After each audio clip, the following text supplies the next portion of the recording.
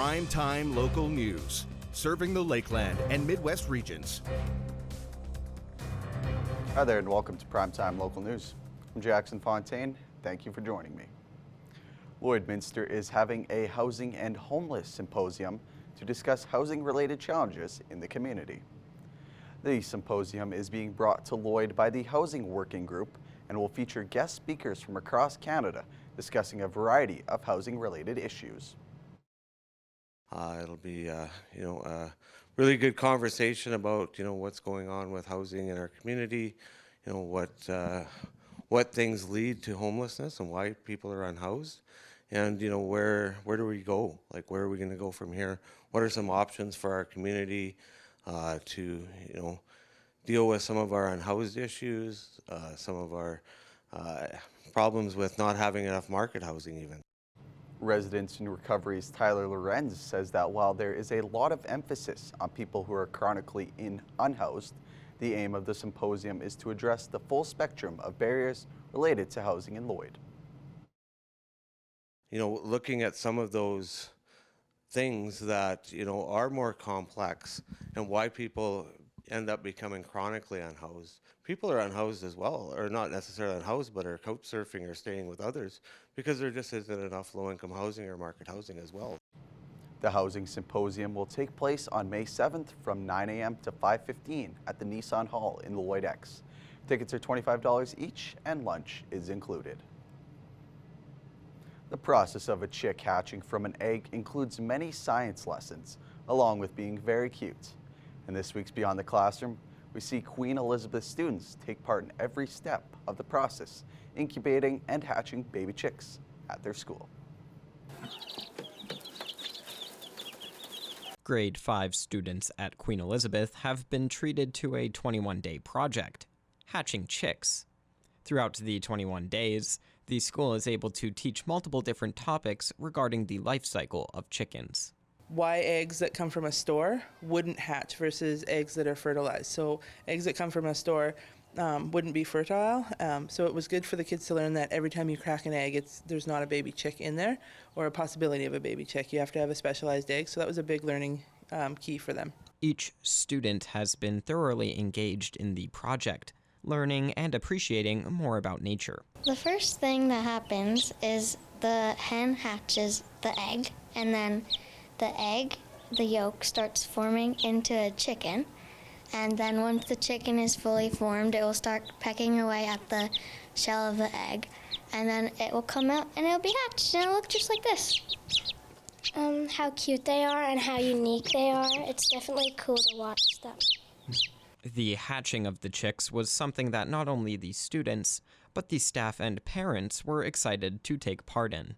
Even today, kids were bringing their parents in to the library to see all the chicks, and it's just such a cool atmosphere that we have. I think because we are one of the smaller schools, we just have that nice little small school dynamic, and it's awesome to see that parents want to get involved. The live stream was a huge hit, and even other schools, we had some subs that, I had sent out the live stream link, and they were watching as well. So it was really nice to see the whole division kind of get behind this. And that's all for this week's edition of Beyond the Classroom. This is your classroom.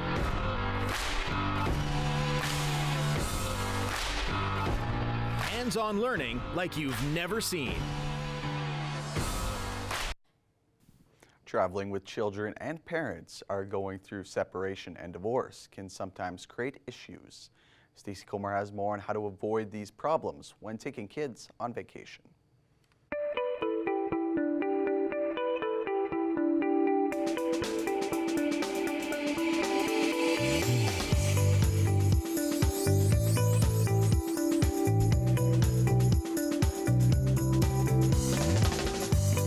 Stephanie Dobson is back with us again. Stephanie is a lawyer, mediator, and online educator with Hankin Divorce Law and Mediation offices in Edmonton and Lloydminster. Stephanie, thanks again for joining me.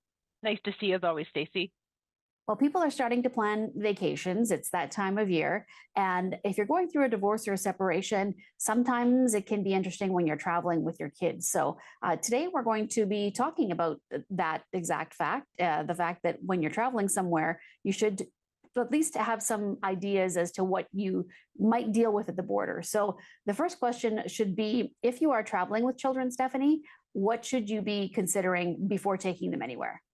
So I have to say, just to get started, this topic was maybe a little bit selfish of me because I'm heading away on vacation myself, and so Yes. I thought of this one as a good topic to do right now as we get into the holiday season. Although we focus in our interviews on people who are separating and divorcing, this topic really relates to travel with children that are under the age of 18, traveling with one parent or guardian, or traveling unaccompanied. So it really doesn't have anything to do with separation or divorce necessarily. We need to focus on two things. The first one is what kind of travel is allowed according to your written documentation. So your parenting plan, that might be an agreement or that might be a court order. And then what documentation is required for that travel.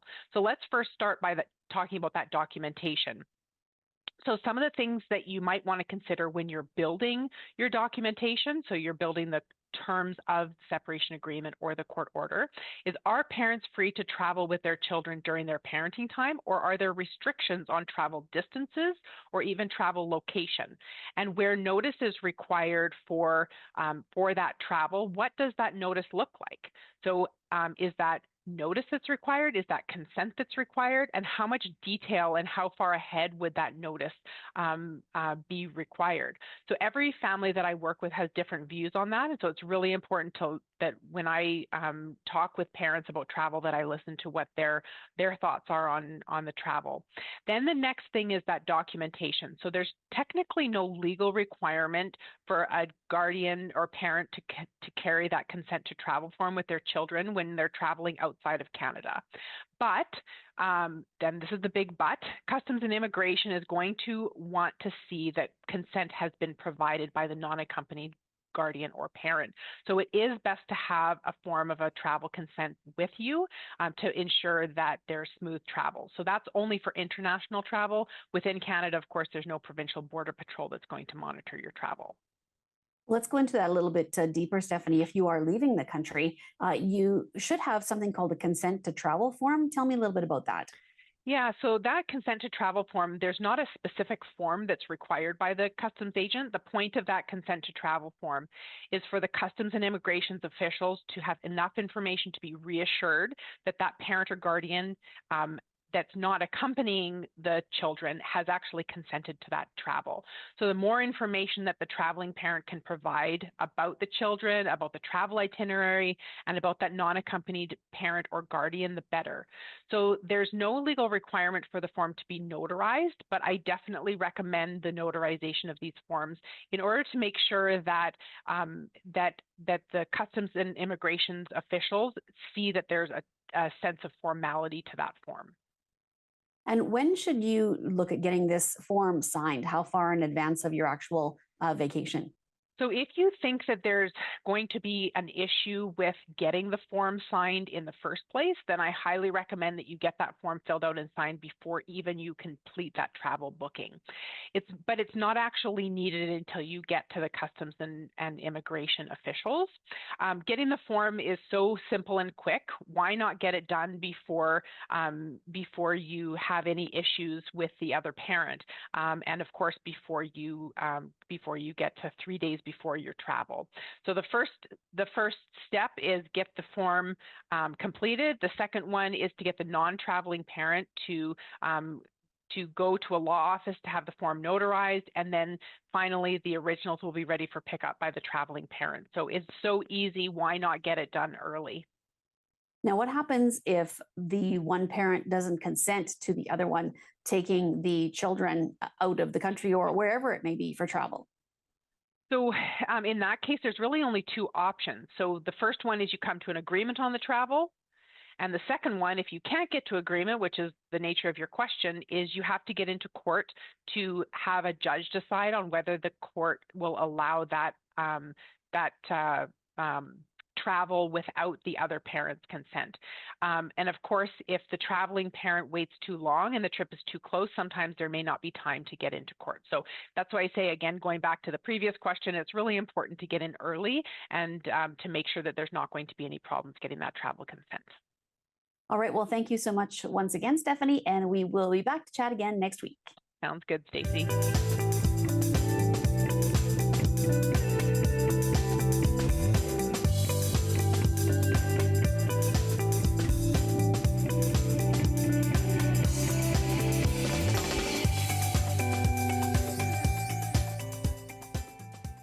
That's all for news. Sports is next, but first here's a look at your closing market.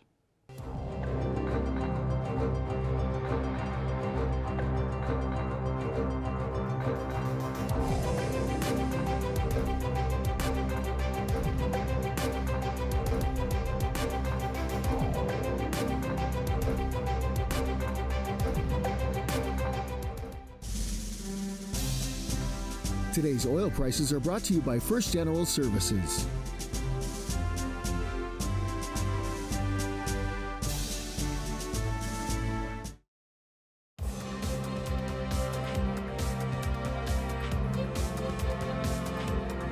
The Lloydminster Extreme held a practice last night after coming off 2 convincing victories over the weekend.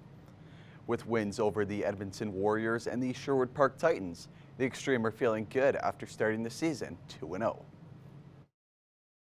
Well, I thought they went really well. We went big, and it shows our improvement from last year, I think. Even though they weren't the strongest teams, I feel like we definitely showed our potential this weekend. The boys from Lloyd are hoping to get revenge from last year when they lost 5-4 to the Lakeland Heat in the finals. This year is all about finishing the job and winning the gold. Yeah, expectation is win the North, win the whole thing. We've been very close for the last 4 years. We've got bronze, 2 silvers, and so it's time for a gold again. We haven't had her since 2018, so we're definitely due. This year, I feel like it's something different, and I'd be disappointed anything other than gold. So yeah. The Extreme will be back on the road for 2 games this weekend before returning home for their home opener on May 10th against the Sylvan Lake Yetis. Red Dress Day is coming up next week. Stacey Comer has more on what is planned locally and the meaning behind the event. Monday is a very special day, Red Dress Day, and there are a number of events planned across Canada and locally here in Lloydminster. I'm joined by Deborah Monroe, who is the Executive Director of the Lloydminster Native Friendship Centre, to talk about this. Deborah, thank you so much for joining me. Oh, thank you for having me. Well, let's start out by talking about what is planned for Red Dress Day on Monday here in Lloydminster. So the Friendship Center has planned a pipe ceremony to commence at 10 a.m. here at our center, followed by a walk, an honor walk at we start at City Hall at 11:15, and then we'll walk back to the center, and we'll have a luncheon back at the center for around 12 noon. And for those who aren't aware, what is the meaning of this day? So this year, May 5th of this year marks the 15th anniversary of the National Day of Awareness for Missing and Murdered Indigenous Women and Girls. So this day brings awareness and is a reminder to address the violence faced by Indigenous people. And the day is dedicated to bringing awareness and honoring the lives of Indigenous women and girls and two-spirited people that have been missing or murdered as a result of violence. And as you mentioned, Deborah, there are so many families that are affected by this. How do you encourage people to support on this day outside of attending the events? Are there other things that they can do? Yes. So if you want to support the cause of the Red Dress Day, people can display a red dress in their window of their home. They can also display a red dress in their business, inside or outside of their business. People can attend local events or vigils organized by Indigenous-led groups, or simply hang a red dress or a shirt outside of your business. And you can also wear red on that day to support the cause. Now, I know this is something that has been going on for some time, but outside of having this actual day, Deborah, what can be done throughout the year and what needs to be done by people and organizations to help, stop these things from happening and help bring justice not only to these families, but also to make sure that these women are safe? See, that's what this is all about, is to create a call to action. So the TRC's call to action number 41 states that we call upon the government in consultation with Indigenous organizations to appoint a public inquiry into the causes and remedies of the disproportionate victimization of Indigenous women and girls. So the inquiry mandate would include investigation into missing and murdered Indigenous women and girls and links to intergenerational legacy of residential schools. So there was a national inquiry final report done, and it does reveal that the persistent and deliberate human Indigenous rights violation and abuses are the root causes behind Canada's staggering rate of violence against Indigenous women and girls and two-spirited people.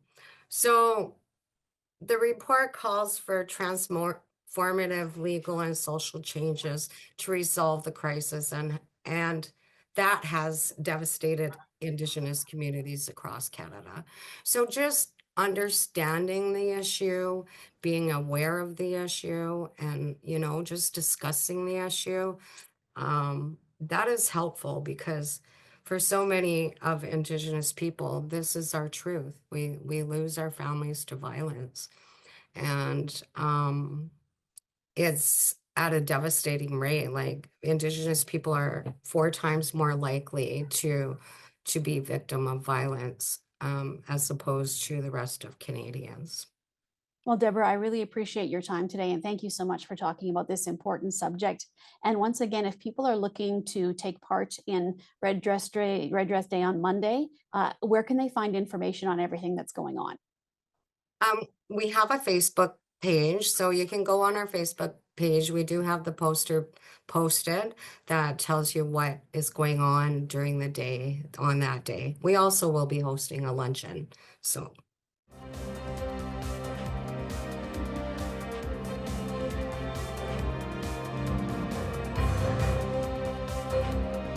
that is all the time we have today for Primetime Local News. Thank you for watching. Have a great day.